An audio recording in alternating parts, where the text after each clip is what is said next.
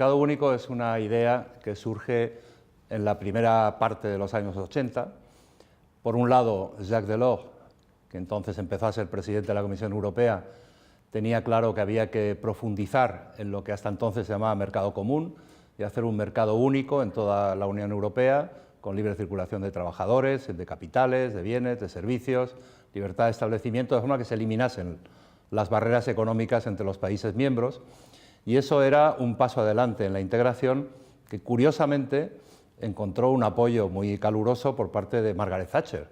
que era la primera ministra británica entonces, muy euroescéptica, pero que la idea del mercado interior le gustaba. Por lo tanto, se produjo una conjunción entre una voluntad europeísta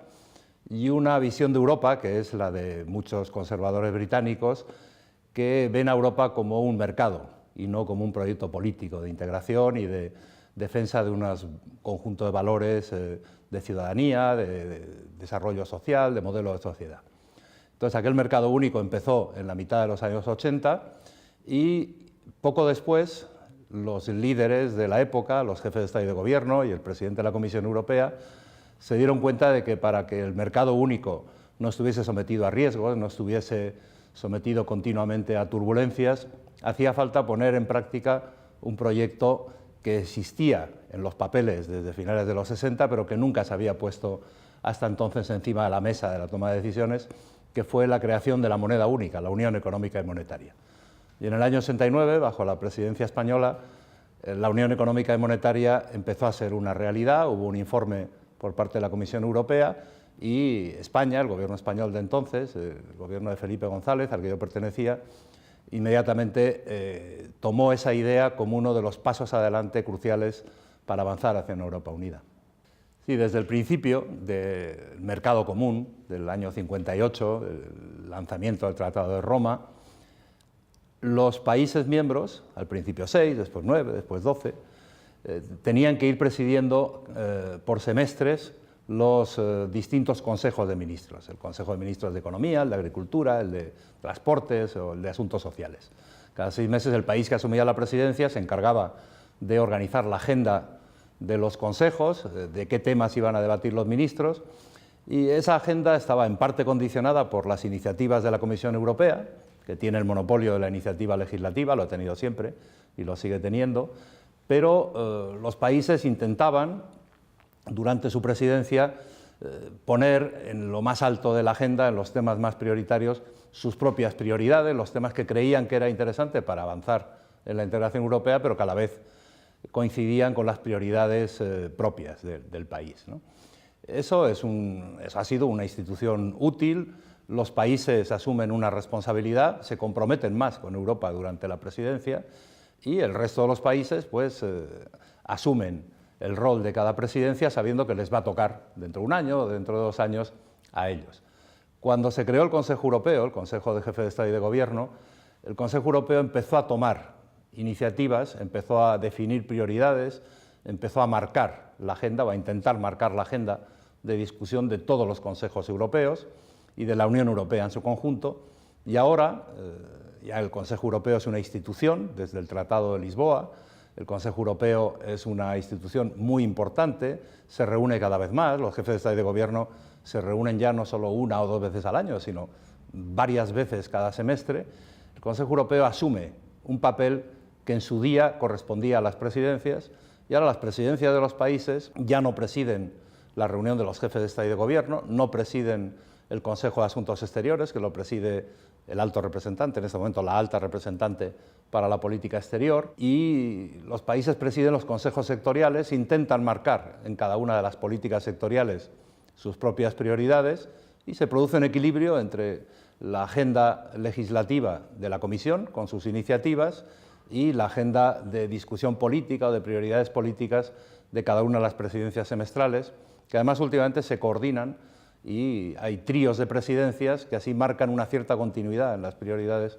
durante 18 meses, ¿no? Y el último actor en incorporarse a tratar de definir la agenda de la Unión Europea ha sido el Parlamento Europeo, pero hoy también influye. El Parlamento Europeo negocia con la Comisión un programa legislativo y la Comisión tiene interés, porque responde ante el Parlamento Europeo, en llegar a acuerdos con los parlamentarios, y el Parlamento Europeo puede disputar al Consejo Europeo la capacidad de decisión porque colegisla con los Estados miembros en los respectivos consejos. Por lo tanto, las presidencias siguen siendo importantes, pero ya no son lo que eran. Vous êtes le premier Parlement à élire vraiment le président. Sí, ahora el Parlamento Europeo no solo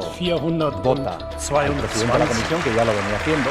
Al final, alguien que es propuesto por los jefes de Estado y de Gobierno como futuro presidente de la Comisión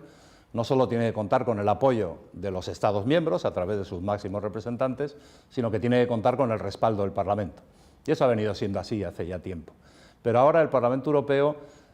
ha cobrado una importancia mayor en la selección o en la elección del presidente de la Comisión porque hay un compromiso en virtud del cual el presidente de la Comisión debe ser el líder de la fuerza política más votada en las elecciones al Parlamento Europeo. Y así es como ha sido elegido Jean-Claude Juncker, y eso ha llevado a que exista entre la Comisión Europea, la actual Comisión Juncker, y el Parlamento Europeo, existe una cierta relación de compromiso con unas prioridades y con un programa sobre la base del cual el presidente de la Comisión Europea fue respaldado por el Parlamento Europeo, ¿no? Hay más relación. El presidente de la Comisión Europea responde políticamente ante el Parlamento Europeo, no solo ante los jefes de Estado y de Gobierno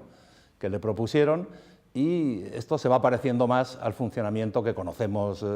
muy bien de las democracias parlamentarias nacionales, ¿no? Donde el Gobierno responde ante el Parlamento. Yo creo que esto es bueno, esto es un paso adelante en la democratización de la Unión Europea. Si la política de cohesión es una política importante en la Unión Europea, que lo es, sin duda, desde los años 80, desde la segunda mitad de los 80, lo es en buena medida gracias a España, porque España, el gobierno de la época, el gobierno de Felipe González, fue quien más énfasis puso y más presionó a sus colegas para que se pusiesen en marcha los fondos de cohesión, el fondo de cohesión, para que se multiplicasen las cantidades asignadas en los presupuestos europeos al fondo regional, al fondo social. Por lo tanto, España ha estado a la cabeza de una política que hoy ya forma parte del paisaje de cada día de la Unión Europea, que es la política de cohesión. Ahora, la otra persona que está en el origen de la política de cohesión fue Jacques Delors. Jacques Delors, que entonces era presidente de la Comisión, inmediatamente entendió las razones de España para defender la necesidad de un instrumento de solidaridad territorial, de ayuda desde las zonas más ricas de Europa a las zonas menos avanzadas económicamente de Europa, y eso hoy es una realidad que ya no nos beneficia tanto a nosotros, que tenemos una renta por persona igual a la media de la Unión Europea, está beneficiando a los nuevos Estados miembros que vinieron a juntarse al proyecto europeo en 2004, en 2007, como todos los países del centro y del este de Europa, ¿no? Hoy en día no se entendería la Unión Europea sin ese instrumento de cohesión, de redistribución territorial, de solidaridad, que abarca una parte ya muy importante del presupuesto europeo. Históricamente el presupuesto europeo está prácticamente concentrado en la agricultura, y hoy en día la política de cohesión tiene muchos más recursos asignados en el presupuesto europeo que la política agrícola. Bueno, antes de hablar de la aportación de los fondos europeos a la España actual, yo quiero decir que la mayor aportación que ha tenido la Unión Europea, la integración europea en España, es que nos ha ayudado a consolidar la democracia, a desarrollar las libertades, a darnos una orientación sobre cómo construir un estado de bienestar, en definitiva, a convertir España, que al principio de la transición democrática era un país atrasado, no solo desde el punto de vista político, que es evidente, porque no habíamos podido disfrutar de la democracia durante 40 años, era un país atrasado socialmente y económicamente. Y hoy en día somos lo que somos, un país tan avanzado como muchos de la Unión Europea, un país con muchas menos desigualdades sociales y territoriales. Eso es gracias a la Unión Europea, pero la Unión Europea nos ha permitido no solo anclar nuestra democracia y situarla en un plano consolidado. Nadie pone en duda que nuestra democracia sea una democracia fuerte, tiene defectos como todas, pero es una democracia consolidada, y además nos ha dado una guía para ver cuáles eran las reformas, los pasos, las estrategias que nos permitiesen ser como los demás europeos, como los europeos más avanzados, ¿no? Los fondos de cohesión, los fondos territoriales han jugado un papel y todavía juegan un papel, no hay más que pasearse por España y ver las infraestructuras, ver los equipamientos, ver los aeropuertos, ver las autovías y ver tantas cosas que se han podido financiar gracias a esos recursos. nos hemos beneficiado, todavía nos seguimos beneficiando, aunque ya en menor cuantía, recibimos más de lo que aportamos al presupuesto de la Unión Europea, pero con ser importante, yo creo que es mucho más importante el que somos un país como los demás países europeos, y Europa es el modelo de democracia, de libertades y de sociedad de bienestar al que mira el resto del mundo, ¿no? Y eso nos debe permitir valorar como se merece los beneficios que hemos recibido por el hecho de estar en Europa. La crisis ha afectado mucho a Europa. No surgió aquí, surgió en Estados Unidos, se transmitió rápidamente a Europa a través del sistema financiero, y al principio muchos pensaron que era una crisis exclusivamente financiera, que una serie de entidades financieras, de bancos o de otro tipo de entidades financieras iban a sufrir, pero inmediatamente se convirtió en una crisis económica muy profunda, con una recesión muy fuerte en muchos países europeos, no solo en los países de la periferia, no solo en los países con menos fortaleza económica, pero también en el centro de la Unión Europea, del mercado interior, y ahora estamos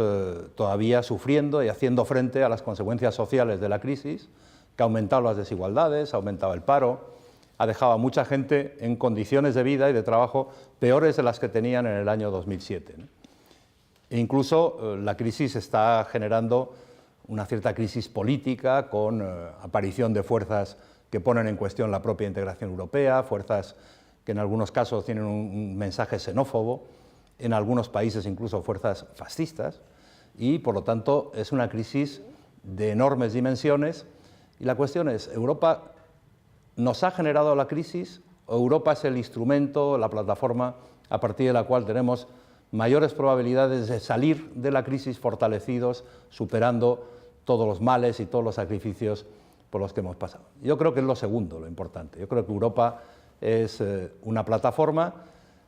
que es la que nos puede permitir y la que nos está empezando a permitir salir de la crisis. De momento la economía europea, incluso la economía del euro, que hace poco estaba en crisis, está creciendo. El otro día vimos datos de la economía europea creciendo más al principio del año 2016 que la economía de Estados Unidos, cosa que hace todavía un año, año y medio hubiese sido impensable. El paro se está reduciendo, aunque todavía se sigue en niveles muy altos en España y en algunos otros países. Hay posibilidades de avanzar, pero hay posibilidades de avanzar que solo las podemos hacer realidad si actuamos juntos, los europeos. Si caemos en la tentación de que cada país intente encontrar soluciones por su cuenta, del sálvese quien pueda, de intentar apoyarse en el hombro del vecino para quedar nosotros por encima del nivel del agua, entonces no vamos a salir ninguno, ni los países grandes ni los pequeños, ni los del norte ni los del sur. Europa es la plataforma, el ámbito a partir del cual tenemos que encontrar soluciones como las que plantea la Comisión Juncker, un mercado único digital para poder beneficiarnos al máximo de las nuevas tecnologías, de la sociedad de Internet, de la sociedad del conocimiento, de los avances tecnológicos, un mercado único de la energía para tener menos dependencia del exterior y luchar de forma más eficaz contra el cambio climático,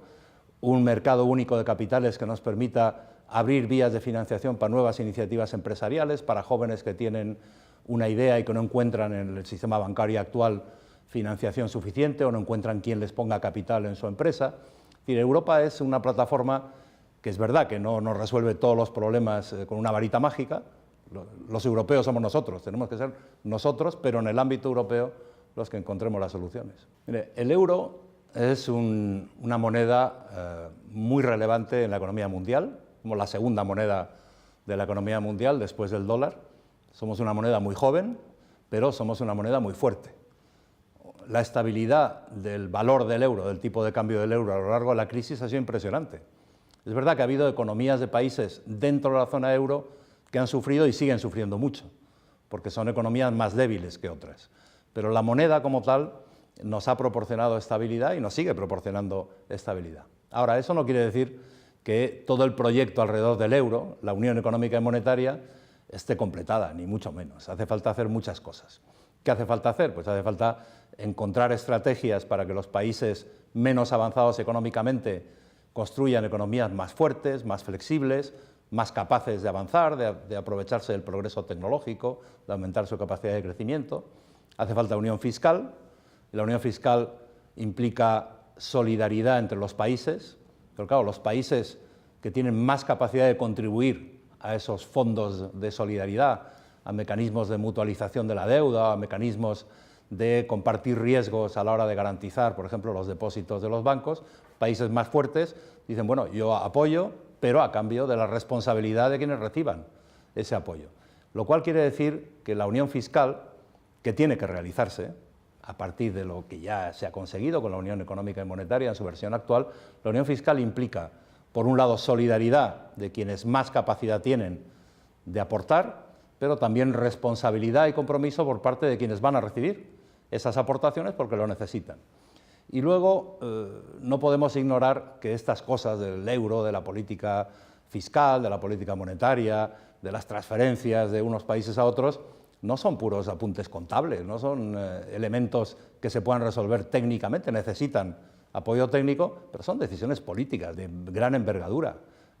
Un gobernante de un país que tiene que responder ante su Parlamento tiene que explicar por qué está aportando a un fondo común para ayudar a otros países. Y eso solo tiene una explicación política. Eso tiene la explicación política de decir, porque a todos nos interesa compartir un proyecto de integración europea que no está todavía en su fase de equilibrio. Empezó hace muchos años, el euro empezó hace menos, el euro empezó hace unos 15 años, pero hay mucho camino que recorrer y la mejor alternativa que tenemos para garantizar el futuro es lanzarnos a recorrer ese camino juntos. Porque si alguno cae en la tentación de salirse del vagón, de apearse en la estación y de volver a desandar el camino que hemos recorrido juntos, enseguida se va a dar cuenta de que no tiene soluciones a sus problemas y que se va a quedar con mucha menos capacidad de afrontar el futuro que si lo hace en común con otros países europeos. Una vez que hemos decidido compartir con otros muchos países de la Unión Europea un proyecto común económico, monetario, fiscal, financiero, es evidente que las políticas económicas que se deciden en buena medida a nivel de cada país tienen que estar coordinadas. Si compartimos una moneda, si queremos tener una unión fiscal, si queremos beneficiarnos todos del proyecto común en el que nos hemos embarcado, tenemos que coordinar las decisiones que siguen siendo todavía nacionales en las áreas en que lo son y aportar nuestras ideas para tomar decisiones a escala común, a escala europea, cuando así se ha establecido, ¿no? En las decisiones que siguen siendo nacionales, la seguridad social, el sistema de pensiones, el mercado de trabajo, reformas estructurales en los mercados de bienes o de servicios, muchas decisiones en materias de políticas sectoriales, en educación, en energía, en transportes, en tantas otras cosas,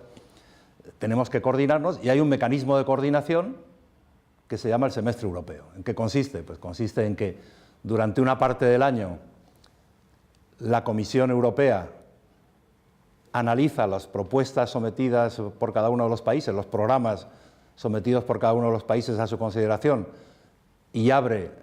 un espacio de análisis común y formula unas recomendaciones a cada uno de los países y para el conjunto de la zona euro.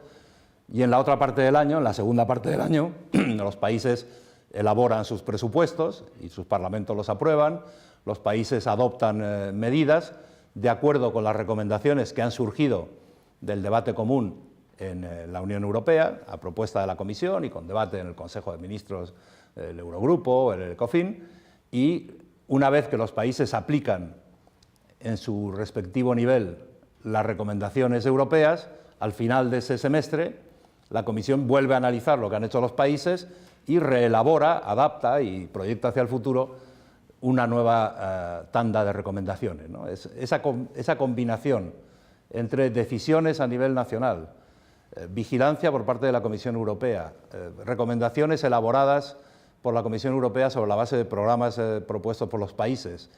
y vigilancia de cómo los países cumplen las recomendaciones formuladas para todos ellos desde el ámbito común, eso es lo que se llama el semestre europeo. Luego se puede explicar de forma mucho más técnica, pero entraríamos en algo que es muy difícil de entender incluso para los expertos. Si miramos al mapa del mundo hoy, vemos que Estados Unidos es la economía más potente del mundo y el país más potente del mundo, porque también tiene una dimensión de defensa enorme y de presencia y intereses estratégicos a lo largo y a lo ancho del mundo. La otra economía grande del mundo es la economía europea. si estamos juntos, si seguimos estando juntos. Pero a lo largo del siglo XXI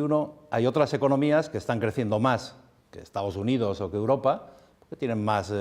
recorrido, parten de niveles más bajos y además tienen una evolución demográfica más dinámica, crece más la población que en Europa o incluso que en Estados Unidos, y a lo largo de este siglo van a ser economías igual o mayores que la nuestra. Por supuesto China, India, Brasil, Indonesia, y podríamos seguir con una lista de países cada vez más larga que por población y por dimensión económica van a disputar la hegemonía económica a Estados Unidos y a la Unión Europea. La pregunta que nos tenemos que hacer los europeos es, bueno, ¿y nosotros qué vamos a pintar en el mundo? ¿Cómo vamos a defender nuestros intereses? ¿Cómo vamos a hacer valer nuestras prioridades en la comunidad internacional, en el diálogo con el resto de los países del mundo, si no estamos cada vez más unidos? Y esa pregunta, para quienes no creen en la integración europea, no tiene respuesta. Por lo tanto, Europa estratégicamente necesita crecer, necesita integrarse y además no creceremos económicamente si no nos integramos más. Esa es la orientación estratégica que debe presidir los siguientes pasos de la Unión Europea a lo largo de este siglo, sin echar por la borda lo que está en el origen de la integración europea, que es un proyecto de paz, de reconciliación entre europeos, de eliminar todo tipo de conflicto que pudiese llevar a la guerra o al conflicto bélico, un proyecto basado en unos valores de libertad, democracia, solidaridad, respeto a los derechos humanos, dignidad de las personas. Todo eso somos nosotros, pero lo seremos de forma más creíble si seguimos integrándonos. Si no, podemos empezar a dejarnos llevar por algo que se empieza a ver en las sociedades europeas, desgraciadamente, en los principios del siglo XXI, que es esas tensiones nacionales, esa pretensión de querer preservar la identidad de cada uno levantando muros en las fronteras, mirando a los que son diferentes, a los que no han nacido aquí de forma diferente a cómo nos miramos entre los que hemos nacido en el mismo país. Europa tiene que abandonar esas tentaciones que en el pasado nos han llevado a enormes desastres, tragedias, guerras, muertes, sufrimientos, y mirar al futuro con esperanza, pero podemos ser optimistas respecto del futuro, tenemos derecho a ser optimistas respecto del futuro, siempre que seamos capaces de unirnos, porque no tenemos futuro yendo cada uno por nuestro lado. Y eso yo creo que es la historia del siglo XXI, va a ser una historia de cómo se relacionan entre sí países o zonas, como es el caso de la Unión Europea, que tienen una dimensión económica mucho mayor que la que tenían hace un siglo los estados-nación de la época. Bueno, lo primero que tienen que tener claro, desde mi punto de vista, los jóvenes, universitarios o no universitarios, es que son ciudadanos y que tienen todos los derechos de un ciudadano europeo y por lo tanto que tienen que ejercerlos, que no deben tener miedo a ejercerlo, no deben delegar en otros, en personas mayores, el ejercicio de sus derechos, sino que tienen que estar en primera fila. Eso requiere en la sociedad actual educación, formación, conocimientos,